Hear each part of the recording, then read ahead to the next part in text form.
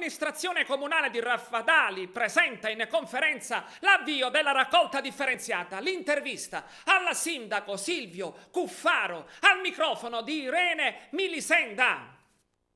A Raffadali parte la raccolta differenziata porta a porta, ecco, un servizio a portata dai cittadini. Sì, è un servizio, è un obbligo di legge cui tutti i comuni dovrebbero farlo. Raffadali è uno dei primi comuni della provincia di Agrigento che parte con questo nuovo servizio. Cerchiamo di tutelare l'ambiente, di dare un servizio migliore e di fare risparmiare i cittadini. Ecco, anche il Comune darà a disposizione i cassonetti, come funziona? Allora, noi avremo un paio di mesi di comunicazione, di incontri con i cittadini, perché come avete visto il servizio funzionerà soltanto se ci sarà la collaborazione dei cittadini.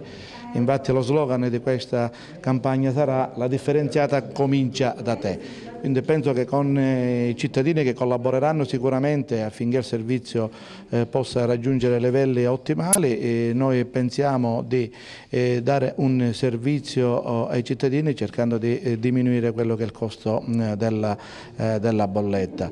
Del resto dico, non si può fare altrimenti, stiamo arrivando già notevolmente in ritardo alla Sicilia a questo appuntamento ed è giusto che ora che si ci è arrivati ognuno faccia la propria parte. Noi come amministratori, i cittadini devono fare la loro parte affinché oltre ad avere un ritorno di natura economica tuteleranno l'ambiente e miglioreranno il servizio. Le famiglie verranno tutte raggiunte e cui potete fare vedere, ogni utente avrà la consegna di 5 contenitori e poi giornalmente ci saranno i turni della raccolta differenziato.